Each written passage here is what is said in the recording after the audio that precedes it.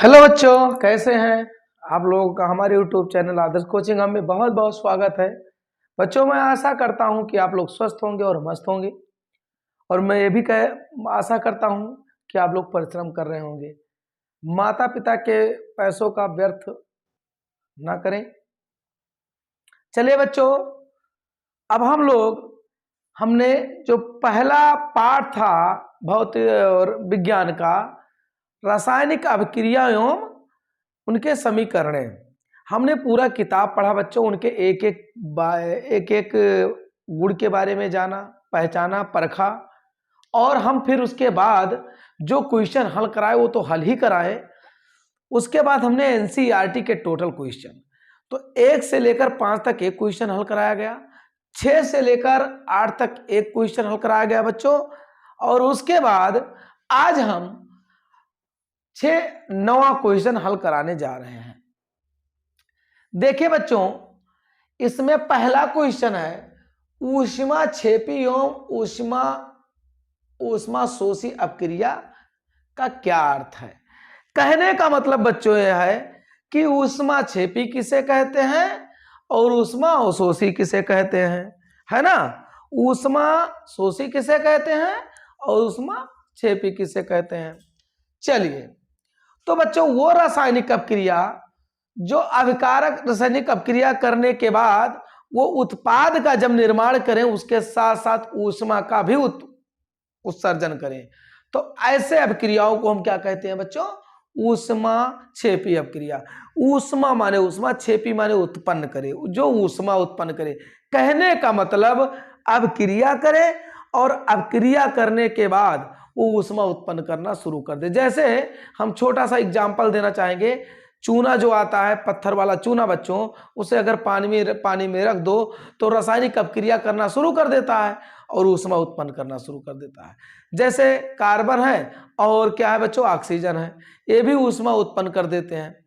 तो वह रासायनिक अपक्रियाएं जो अपक्रिया करने के बाद उत्पाद के साथ साथ ऊष्मा भी उत्पन्न करें, वह रासायनिक अपक्रिया जो रासायनिक अपक्रिया करने के बाद नए उत्पाद का जब निर्माण करें और नए उत्पाद के निर्माण के साथ साथ ऊष्मा भी उत्पन्न करें, है ना, तो उसे क्या कहते हैं, ऊष्मा छेपी अपक्रिया। फिर से एक बार समझ लीजिए, वह रासायनिक अपक्रिया जो रासायनिक अपक्रिया करने के बाद नए उत्पाद का निर्माण करें, है ना, और उत्पाद के साथ साथ ऊष्मा भी उत्पन्न करे, तो उसे ऊष्मा क्या कहते हैं, छेपी अपक्रिया कहते हैं बच्चों। ठीक, उसके बाद में आता है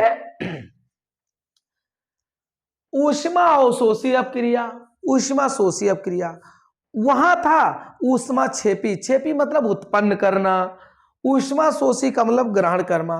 वह रासायनिक अपक्रिया जो क्या कर रहे, अपक्रिया के बाद वो क्या करें, ऊष्मा का अवशोषण करें, ऊष्मा का क्या करें, अवशोषण करें। ऐसे रासायनिक अपक्रियाओं को हम ऊष्मा शोषी अपक्रिया कहते हैं। फिर से एक बार बच्चों, हमने क्या कहा, ऊष्मा छेपी अपक्रिया क्या है, ऊष्मा छेपी और ऊष्मा शोषी अपक्रिया का क्या अर्थ है, अर्थ का मतलब परिभाषा बताइए बच्चों। फिर से मैं एक बार बताऊं, जैसे आपसे कोई क्वेश्चन किया, क्या किया, क्वेश्चन किया, तो आप क्या कहोगे, ऊष्मा छेपी किसे कहते हैं, तो आप सीधा सीधा आंसर दीजिए, वह रासायनिक अपक्रिया जो अपक्रिया करने के बाद जब नए उत्पाद का निर्माण करते हैं तो उस उत्पाद के साथ साथ ऊष्मा भी उत्सर्जन करते हैं, तो उसे हम क्या कहते हैं, ऊष्मा छेपी अपक्रिया। अब उसमें बच्चों ऊष्मा शोषी अपक्रिया, तो वह रासायनिक अपक्रिया जो रासायनिक अपक्रिया करने पर वो ऊष्मा का क्या करें, अवशोषण करें। जैसे कोई चीज का अपक्रिया कराना है और वो अपक्रिया तभी हो सकता है जब उसे ऊष्मा मिले, क्या मिले, ऊष्मा मिले, तो उसे हम ऊष्मा क्या कहेंगे, शोषी अपक्रिया। तो कहने का मतलब वह रासायनिक अपक्रिया जो अपक्रिया के साथ साथ ऊष्मा की क्या करें, अवशोषित करें, ऊष्मा का अवशोषण करें, तो उसे हम क्या कहेंगे, ऊष्मा अवशोषी अपक्रिया। तो और हम चाहे तो लिख सकते हैं वो रासायनिक अपक्रिया जिसमें ऊष्मा का अवशोषण होता है उसे ऊष्मा अवशोषी अपक्रिया कहते हैं। इसमें उदाहरण नहीं पूछा गया बच्चों, इसलिए उदाहरण अगर आएगा तो आप लिख दे, जो पूछेगा उसका आप पढ़ चुके हो, ऊष्मा शोषी और ऊष्मा शोषी, को एक उदाहरण दे दीजिएगा।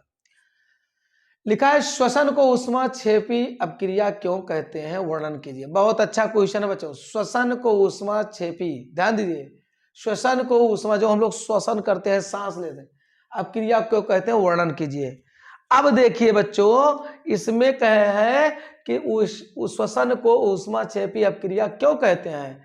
जैसे देखिए, हम खाना खाते हैं जब ना, खाना खाने के बाद हमें, देखो बच्चों ध्यान देना, हमें जीवित रहने के लिए भोजन की आवश्यकता है, ऊर्जा की आवश्यकता है, सॉरी, हमें जीवित रहने के लिए किसकी आवश्यकता है, ऊर्जा की आवश्यकता है। और ऊर्जा कहाँ से आएगा बच्चों, भोजन करने से आएगा। भोजन में क्या होते हैं, कार्बोहाइड्रेट होते हैं। कार्बोहाइड्रेट जब बनते हैं तो हमारे शरीर में उपस्थित जो कोशिका होती हैं उसमें मिल जाते हैं, और ऊष्मा मिलने के बाद वो ऑक्सीजन से मिलने के बाद ऊष्मा क्या करने लगते हैं, श्वसन का काम करने लगते हैं। तो वही लिखा है, श्वसन को ऊष्माक्षेपी अपक्रिया क्यों कहते हैं।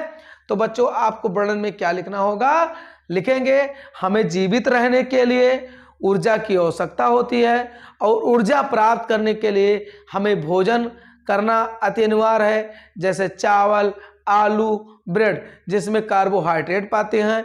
जब ये कार्बोहाइड्रेट छोटे छोटे टुकड़ों में टूट जाते हैं और टूटने के बाद पाचन क्रिया करते हैं, पाचन क्रिया के साथ हमारे शरीर में उपस्थित कोशिका में ये ऑक्सीजन के साथ मिल जाती हैं, जिससे श्वसन अभिक्रिया कहते हैं, जिससे के द्वारा ऊष्मा भी उत्पन्न होती है। तो उसे हम क्या कहते हैं, ऊष्माक्षेपी अपक्रिया कहते हैं बच्चों। और इसी का वर्णन हमने करना था। फिर से एक बार समझ लीजिए क्या लिखा हुआ है, श्वसन को ऊष्माक्षेपी अपक्रिया क्यों कहते हैं, वर्णन कीजिए। तो बच्चों श्वसन को ऊष्माक्षेपी अपक्रिया क्यों कहते हैं, इसका उत्तर आपको लिखना है। तो आप लिख लीजिएगा, हमें जीवित रहने के लिए ऊर्जा की आवश्यकता होती है, और ऊर्जा भोजन से प्राप्त होता है, जैसे चावल रोटी, उसके बाद में ब्रेड हुआ, उसके बाद में और कई भोजन हुए जिसमें कार्बोहाइड्रेट पाए जाते हैं। जब वो हम उसको ग्रहण करते हैं तो ग्रहण करने के बाद वो छोटे छोटे टुकड़ों में टूट जाता है और वो पाचन क्रिया करना शुरू कर देता है, और हमारे शरीर में उपस्थित कोशिका के साथ ऑक्सीजन के साथ वो मिल जाता है, और जिसके कारण ऊष्मा उत्पन्न होने लगती है। इसलिए श्वसन अपक्रिया को ही ऊष्माक्षेपी अपक्रिया कहते हैं। ठीक है ना। फिर से एक बार समझ लीजिए बच्चों, क्या लिखा है, श्वसन अपक्रिया को ऊष्माक्षेपी अपक्रिया क्यों कहते हैं। तो ध्यान दीजिए, हमें जीवित रहने के लिए ऊर्जा की आवश्यकता होती है। ऊर्जा प्राप्त करने के लिए हमें भोजन करना पड़ता है। भोजन में जैसे चावल, रोटी, ब्रेड में कार्बोहाइड्रेट होते हैं। जब इसे हम ग्रहण करते हैं तो छोटे छोटे टुकड़ों में वियोजित हो जाता है, टूट जाता है, और ये कार्बोहाइड्रेट बनाते हैं। ये कार्बोहाइड्रेट हमारे शरीर में उपस्थित कोशिका में मिल जाते हैं, जो ऑक्सीजन के साथ अपक्रिया करते हैं। उसके द्वारा जो ऊष्मा उत्पन्न होता है उसी को हम क्या कहते हैं, उसी श्वसन अपक्रिया को ऊष्माक्षेपी अपक्रिया कहते हैं। ठीक है ना। अब जरा देखिए, वियोजन अपक्रिया को संयोजन अपक्रिया के विपरीत क्यों कहा जाता है। तो देखिए बच्चों, वियोजन अपक्रिया को उसका विपरीत संयोजन अपक्रिया, और संयोजन का विपरीत वियोजन। वियोजन का मतलब टूटना, और संयोजन का मतलब बच्चों जुड़ना। हम संयोजन को योगात्मक भी कहते हैं, वियोजन को हम अपघटन भी कहते हैं। तो वही लिखा है वियोजन अपक्रिया। एक बात ध्यान दीजिए बच्चों, ये एनसीईआरटी का क्वेश्चन है। वियोजन अपक्रिया को संयोजन अपक्रिया के विपरीत क्यों कहा जाता है, इन अपक्रियाओं के लिए समीकरण लिखिए। तो लिखा जाएगा कि संयोजन अपक्रिया वो अपक्रिया होती है जिसमें दो या दो से अधिक तत्वों का जुड़कर एक नए तत्व का निर्माण करती हैं। कहने का मतलब अभिकारक में दो या दो से अधिक तत्व भाग लेते हैं और अपक्रिया करने के बाद एक नए तत्व का निर्माण, एक नए पदार्थ का निर्माण करते हैं, जिसे हम संयोजन अपक्रिया कहते हैं। जबकि कोई ऐसा तत्व जिसे रासायनिक अपक्रिया करने के बाद वो कई भागों में टूट जाए, कोई पदार्थ कई भागों में टूट जाए, तो उसे वियोजन अपक्रिया कहते हैं, या अपघटन अपक्रिया। बच्चों अपघटन या वियोजन एक है, संयोजन या योगात्मक एक है। फिर से एक बार सुनिए, कह रहा है वियोजन अपक्रिया को संयोजन अपक्रिया के विपरीत क्यों कहा जाता है, इन अपक्रियाओं के लिए समीकरण लिखिए। तो लिख देना कि संयोजन अपक्रिया में कई अभिकारक में कई तत्व मिलकर एक नए पदार्थ का निर्माण करते हैं, जबकि वियोजन अपक्रिया में एक नया पदार्थ, जो नए पदार्थ होते हैं वो टूटकर कई भागों में वियोजित हो जाते हैं। इसलिए संयोजन अपक्रिया का विपरीत वियोजन अपक्रिया कहलाता है, या वियोजन अपक्रिया का विपरीत संयोजन अपक्रिया कहलाता है। यहाँ पर देखिए बच्चों, मैग्नीशियम है, यहाँ देखो मैग्नीशियम और ऑक्सीजन है, ये जुड़ गए हैं, तो यह संयोजन अपक्रिया है। कौन अपक्रिया है बच्चों? संयोजन अपक्रिया, या और इसको हम योगात्मक भी कहते हैं, बच्चों, ठीक। और यहाँ पर देखिए कैल्शियम कार्बोनेट है, ये टूटकर दो भाग है, तो ये वियोजन अपक्रिया है बच्चों। कौन अपक्रिया है?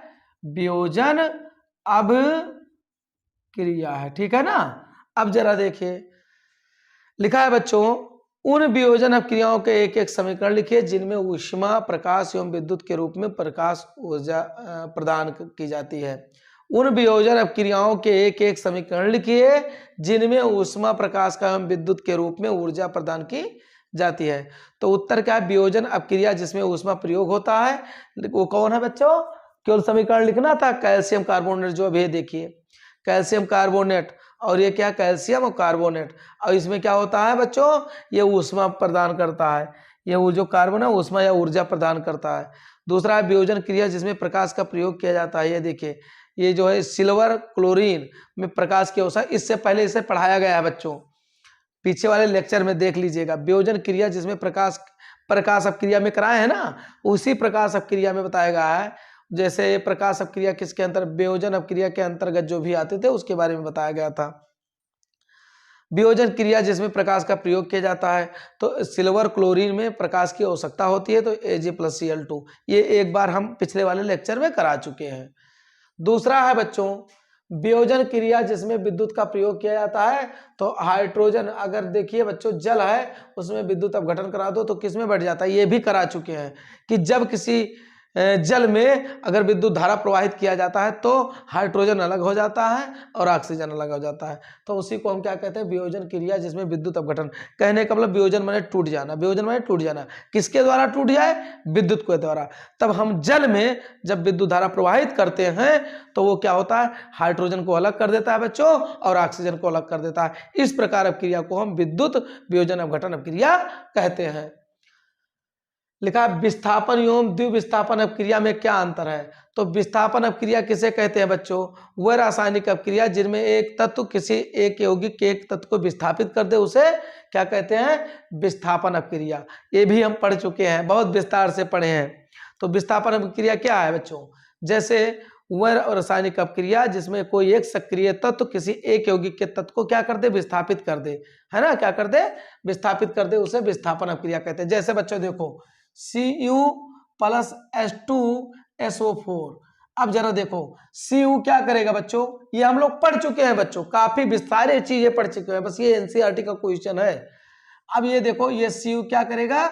H2 को हटा देगा, तो क्या बन जाएगा? CuSO4+H2O। वही विस्थापन क्रिया आप किसे कहते हैं? तो वह रासायनिक अपक्रिया जिसमें कोई सक्रिय तत्व किसी यौगिक के एक तत्व को क्या कर दे? विस्थापित कर दे, उसे विस्थापन अपक्रिया कहते हैं। फिर लिखा है बच्चों, इसका परिभाषा लिख दिया, लिखा है विस्थापन एवं द्विविस्थापन में अपक्रिया में अंतर लिखो। तो परिभाषा विस्थापन का लिख दो और एक द्विविस्थापन का लिख दो, अंतर हो गया। द्विविस्थापन में अपक्रिया क्या होता है बच्चों? द्विविस्थापन अपक्रिया में क्या होता है कि इसमें दो मूलक परिवर्तित हो जाते हैं। जब वह रासायनिक अपक्रिया जिसमें दो मूलकों का संयोजन, दो मूलकों का विस्थापन हो जाए या दो परमाणु संख्याओं का विस्थापन हो जाए, तो उसे हम क्या कहते हैं? द्विविस्थापन अपक्रिया कहते हैं। इससे पहले पूरा परिभाषा लिखाया गया है बच्चों, ध्यान दीजिए। अब हाँ, हम जितना आज पढ़ रहे हैं और पढ़ते आए हैं, ये एनसीईआरटी सब हम टोटल पढ़ा चुके हैं बच्चों। लेक्चर नंबर 1 से लेकर लगभग 10 या 12 लेक्चर हो चुके हैं, एक लेक्चर और बचेगा, खत्म हो जाएगा। और ये बोर्ड के दृष्टि से पहला पार्ट रासायनिक अपक्रिया एवं समीकरणें, ये बहुत इंपॉर्टेंट है। इसके जितने ही न्यूमेरिकल हैं या क्वेश्चन हैं, सब इंपॉर्टेंट है। फिर लिखा है बच्चों, सिल्वर के शोधन में सिल्वर नाइट्रेट के विलयन से सिल्वर प्राप्त करने के लिए कॉपर धातु द्वारा विस्थापन क्रिया किया जाता है। इस क्रिया के लिए आप क्रिया लिखिए। तो हम लोग क्या लिखा है? सिल्वर नाइट्रेट में क्या मिला दें? सिल्वर शोधन हो गया, मतलब सिल्वर नाइट्रेट हो गया। क्या लिखा है बच्चों, सिल्वर नाइट्रेट हो गया, सिल्वर नाइट्रेट हो, फिर क्या मिलाया गया, कापर मिला दिया गया। तो जब सिल्वर नाइट्रेट को कापर में मिलाया जाता है तो क्या बन जाता है, कापर नाइट्रेट प्लस सिल्वर बन जाता है। ठीक है ना, ये भी पढ़ा चुके हैं। ठीक, अवक्षेपण अपक्रिया से आप क्या समझते हैं, उदाहरण देकर समझाइए। अवक्षेपण अपक्रिया क्या होता है बच्चे, ये परिभाषा नहीं लिखा है लेकिन उदाहरण देकर समझाइए लिखा है। तो Na2SO4 प्लस BaCl2 ये अपक्रिया है। सोडियम सल्फेट और बेरिलियम क्लोराइड को जब मिलाया जाता है तो बेरिलियम सल्फेट और सोडियम क्लोराइड बनता है और ये अवक्षेप बनते हैं। क्या बच्चे अवक्षेप कब बनते हैं। अवक्षेपण अपक्रिया से आप क्या समझते हैं, कह रहा अवक्षेपण अपक्रिया से आप क्या समझते हैं। तो बच्चों जब हम दो विलयनों को आपस में मिलाते हैं तो मिलाने के बाद जो विलयन नीचे स्थिर रह जाता है, इस प्रकार से जो रासायनिक अपक्रिया होते हैं उसे हम क्या कहते हैं, जब दो विलयनों को आपस में मिलाया जाता है, मिलाने के बाद उसमें जो विलय स्थिर हो जाते हैं, स्थिर होने के बाद जो क्रिया करते हैं उसे हम क्या कहते हैं, अवक्षेपण। उससे जो विलयन मिलता है, फिर से एक बार ध्यान दीजिए, अवक्षेपण अपक्रिया से आप क्या समझते हैं, तो आप क्या समझते हैं, तो अवक्षेपण ध्यान दीजिए, जब हम दो विलयनों को आपस में मिलाते हैं तो मिलाने के बाद जो विलय स्थिर रह जाते हैं और एक अवक्षेप विलयन प्राप्त करते हैं, अवक्षेप मिलता है, और इस अवक्षेप विलयन को ही हम अवक्षेपण अपक्रिया कहते हैं बच्चों। ठीक है, वह रासायनिक अपक्रिया जिसमें दो विलयनों को आपस में मिलाया जाता है और विलयन मिलने के बाद वो स्थिर हो जाते हैं और उससे जो अवक्षेप उस विलयन द्वारा जो अवक्षेप प्राप्त होता है या विलयन प्राप्त होता है उसे हम क्या कहते हैं, अवक्षेपण अपक्रिया कहते हैं। ठीक है बच्चों, उदाहरण देकर तो क्या है, सोडियम सल्फेट पे बेरिलियम क्लोराइड को मिलाने के बाद ये अवक्षेप बन गया, बेरिलियम सल्फेट जो है ये अवक्षेप है। फिर लिखा हुआ है बच्चों, ऑक्सीजन के योग या ह्रास के आधार पर निम्न पदों को व्याख्या करें। मतलब ऑक्सीजन के योग या ह्रास के आधार पर व्याख्या करें। उपचयन अपक्रिया किसे कहते हैं, वह पदार्थ जो दूसरों को ऑक्सीकृत करते हैं, जिसमें दूसरों ऑक्सीजन को अपनी ओर आकर्षित कर ले, ऑक्सीकृत कर ले, वह पदार्थ जो दूसरे को ऑक्सीकृत करते हैं अथवा स्वयं अपचयित हो जाते हैं उसे उपचयन कहते हैं। और वह पदार्थ जो दूसरों को अपचयित करते हैं तो स्वयं ऑक्सीकृत हो जाते हैं। मतलब जब कोई अपक्रिया इस प्रकार हो बच्चों, ध्यान दीजिएगा, जब कोई अपक्रिया इस प्रकार हो कि वो ऑक्सीजन को अपनी ओर क्या करे, ऑक्सीकृत कर ले, है ना, क्या कर ले, जैसे C है C+O2, तो कार्बन डाइऑक्साइड ने क्या किया, ऑक्सीजन को क्या कर लिया, ऑक्सीकृत कर लिया, तो उसे क्या बोलेंगे, उपचयन बोलेंगे। ठीक है ना, तो वही लिखा हुआ है, पदार्थ जो दूसरों को ऑक्सीकृत करते हैं, मतलब ऑक्सीजन को आकर्षित करते हैं अथवा स्वयं अपचयित हो जाते हैं, उन्हें क्या करते हैं, उपचयन कहते हैं। फिर लिखा है, वह पदार्थ जो दूसरे को अपचयित करते हैं तथा स्वयं ऑक्सीकृत हो जाते हैं उन्हें अपचयक कहते हैं। कहने का मतलब ऑक्सीजन का ग्रहण करना या हाइड्रोजन का त्याग करना। ठीक है, यही बात है। ये देखो, योग ह्रास के आधार पर निम्न पदों को लिखिए। ऑक्सीजन के योग ह्रास के आधार पर लिखिए। तो योग ह्रास का मतलब जिसमें देखो बच्चों ये क्या कर रहा है, उपचयन का मतलब क्या होता है, वह पदार्थ जो दूसरों को ऑक्सीकृत करते हैं, जैसे C+O2 ऑक्सीकृत कर लिया, क्या बन गया, CO2 बन गया बच्चों। तो इसमें क्या किया, वह पदार्थ जो दूसरों को ऑक्सीकृत करते हैं अथवा स्वयं अपचयित हो जाते हैं उसे क्या कहते हैं, अपचयित का मतलब बच्चों, जैसे यहाँ पर देखिए अगर लिखा है MgO लिखा है, मान लीजिए इसी को अलग कर दीजिए तो ऑक्सीजन अलग हो गया। तो कहने का मतलब वो पदार्थ जो दूसरे को ऑक्सीकृत करते हैं अथवा स्वयं अपचयित हो जाते हैं वो उपचयन कहलाते हैं। फिर वह पदार्थ जो दूसरों को अपचयित करते हैं स्वयं अब क्या हो जाते हैं, ऑक्सीकृत हो जाते हैं, उन्हें अपचयन कहते हैं। हमने अपचयन और उपचयन, ऑक्सीडेशन और रिडक्शन के बारे में पढ़ा है बच्चों, वही सारे क्वेश्चन हैं। आशा करता हूं बच्चों समझ में आया। एक बार दोबारा हम चलते हैं, ऊष्माक्षेपी एवं ऊष्माशोषी अपक्रिया किसे कहते हैं, वह रासायनिक अपक्रिया जब अपकारक करते समय अपक्रिया करने के बाद ऊष्मा का अवशोषण करते हैं उसे ऊष्मा अवशोषी अपक्रिया कहते हैं। वह रासायनिक अपक्रिया करने के बाद जो ऊष्मा उत्पन्न करते हैं उसे ऊष्माक्षेपी अपक्रिया कहते हैं। श्वसन को ऊष्मा क्षेपी अपक्रिया क्यों कहते हैं, जो हम लोग कहते हैं हमें जीवित रहने के लिए ऊर्जा की आवश्यकता होती है और ऊर्जा प्राप्त करने भोजन करना पड़ता है, जैसे चावल रोटी दाल या फिर ब्रेड, है ना, ये सब आलू, ये सब होते हैं, इसे ग्रहण किया जाता है तो कार्बोहाइड्रेट मिलता है। कार्बोहाइड्रेट छोटे छोटे टुकड़ों में टूट जाते हैं और टूटने के बाद पाचन क्रिया के साथ ये हमारे शरीर में उपस्थित कोशिका के साथ मिल जाते हैं और ऑक्सीजन के साथ ये अब क्रिया करना शुरू कर देते हैं। इसलिए श्वसन अपक्रिया को क्या कहते हैं, ऊष्माक्षेपी अपक्रिया कहते हैं। तो बाकी बच्चों वियोजन अपक्रिया, जिसमें वो रासायनिक अपक्रिया में जिसमें जो नए पदार्थ टूट जाए उसे वियोजन अपक्रिया कहते हैं। संयोजन अपक्रिया किसे कहते हैं, वह रासायनिक अपक्रिया जो दो या दो से अधिक तत्वों को क्या कर ले, जुड़ जाए, रासायनिक अपक्रिया के बाद नए पदार्थ का निर्माण करे, उसे क्या कहते हैं, हम संयोजन अपक्रिया कहते हैं। वियोजन अपक्रिया सारे बच्चों हम लोग पढ़ चुके हैं, ठीक है ना। ये बड़ा मस्त क्वेश्चन है और सिंपल है, ठीक।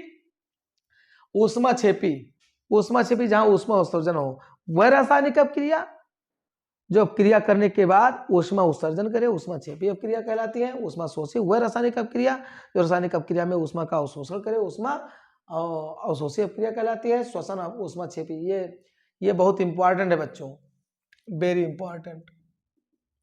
श्वसन को ऊष्माक्षेपी अपक्रिया क्यों कहते हैं, जब हमें जीवित रहने के लिए ऊर्जा की आवश्यकता होती है, ऊर्जा प्राप्त करने के लिए हमें भोजन ग्रहण करना पड़ता है, जैसे चावल, रोटी, आलू, ब्रेड, जिससे कार्बोहाइड्रेट मिलता है। कार्बोहाइड्रेट छोटे छोटे टुकड़ों में टूट जाते हैं और टूटने के बाद वो पाचन क्रिया के साथ हमारे शरीर में उपस्थित कोशिकाओं के साथ और वह उसमें ऑक्सीजन के साथ उपस्थित हो जाते हैं, जिसके कारण ऊष्मा उत्पन्न होना शुरू हो जाता है। उसे हम क्या कहते हैं बच्चों, श्वसन ऊष्माक्षेपी अपक्रिया कहते हैं। वर्णन कीजिए। फिर लिखा है वियोजन अपक्रिया को संयोजन अपक्रिया के विपरीत क्यों कहा जाता है, तो वह रासायनिक अपक्रिया जिसमें कई तत्वों का अपक्रिया करने के बाद वो एक नए पदार्थ का निर्माण करे, वो संयोजन अपक्रिया हो गया। और वह रासायनिक अपक्रिया जब किसी पदार्थ के साथ अपक्रिया कराया जाए कई भागों में टूट जाए, उसे क्या कहते हैं, वियोजन अपक्रिया। तो ये रासायनिक समीकरण भी बच्चों ये पढ़ा चुके हैं। उन वियोजन अपक्रियाओं के एक एक समीकरण लिखिए जिनमें ऊष्मा का प्रकाश एवं विद्युत से रूप में उस पर ऊर्जा प्रदान की जाती है। तो लिखा है नंबर 1 वियोजन अपक्रिया जिसमें ऊष्मा का प्रयोग होता है। कैल्शियम कार्बोनेट को अपक्रिया कराने पर बच्चों ऊष्मा की आवश्यकता होती है, तब जाकर वो कैल्शियम ऑक्साइड और कार्बन डाइऑक्साइड बनता है। कहने का वियोजन अपक्रिया जिसमें ऊष्मा का होता है, वो वियोजन अपक्रिया वो समीकरण बताइए जिसमें अपक्रिया कराने के लिए ऊष्मा की आवश्यकता होता है। तो कैल्शियम कार्बोनेट को अपक्रिया कराने के लिए ऊष्मा की आवश्यकता होती है। फिर बच्चों वियोजन अपक्रिया क्या कह रहा है, वियोजन क्रिया जिसमें प्रकाश का प्रयोग किया जाता है। बच्चों सिल्वर क्लोरीन जो होता है उसका अपक्रिया कराने के लिए किसकी आवश्यकता होता है, प्रकाश की ऊर्जा की आवश्यकता होती है। तो यह लिए प्रकाश, और ये हम पढ़ चुके हैं। फिर वियोजन अपक्रिया जिसमें विद्युत का प्रयोग किया जाता है। तो बच्चों जल में विद्युत धारा प्रवाहित किया जाए तो हाइड्रोजन प्लस किसमें, हाइड्रोजन, ये क्या कहते हैं, हाइड्रोजन प्लस जल में ऑक्सीजन में टूट जाता है। तो उसे जैसे जल है, जल में विद्युत धारा प्रवाहित कर दो, तो विद्युत धारा जब प्रवाहित करोगे तो विद्युत धारा के कारण अपघटित हो जाएगा, टूट जाएगा। किसमें टूट जाएगा, हाइड्रोजन में और ऑक्सीजन में। फिर लिखा है सिल्वर के संशोधन में सिल्वर नाइट्रेट के विलयन से सिल्वर प्राप्त करने के लिए कापर धातु द्वारा विस्थापित किया जाता है। इस क्रिया की अपक्रिया लिखिए। कहने का मतलब इनको है कि सिल्वर नाइट्रेट को कापर में मिला दीजिए तो क्या बनता है, कापर नाइट्रेट प्लस सिल्वर बनता है। अवक्षेपण अपक्रिया से आप क्या समझते हैं, उदाहरण देकर समझाइए। जब वह रासायनिक अपक्रिया जिसमें दो विलयनों को मिलाने के बाद एक नए विलयन का प्राप्त होता है और वो एक स्थिर होकर नीचे जम जाता है, उसे हम अवक्षेपण कहते हैं, अवक्षेपण अपक्रिया कहते हैं। ऑक्सीजन के योग या ह्रास के आधार पर निम्न या तो ऑक्सीजन ग्रहण करेगा तो त्याग करेगा। तो जैसे उपचयन का बात किया तो उपचयन किसे कहते हैं, वह पदार्थ जो दूसरों से ऑक्सीकृत होते हैं, स्वयं अपचयित हो जाते हैं, उसे क्या कहते हैं, उपचयन अपक्रिया। वह पदार्थ जो दूसरों को अपचयित हो गया, स्वयं ऑक्सीकृत हो जाते हैं, उसे अपचयन कहते हैं बच्चों। तो बच्चों हम पहले 1 से लेकर 5 तक एनसीईआरटी का क्वेश्चन पढ़े, फिर 6 से लेकर 8 तक पढ़े और आज 9 से लेकर बच्चों हम लोग 16 तक पढ़े हैं। अब 3 क्वेश्चन और बचा है, 16, 17, 18, 19। तो अगले लेक्चर में पढ़ा जाएगा बच्चों। और ये मैंने बता दिया है कि बोर्ड के दृष्टि से पहला पाठ रासायनिक अपक्रिया एवं समीकरण बहुत इंपॉर्टेंट है। चलिए बच्चों बस आज इतना ही, तब तक के लिए बाय।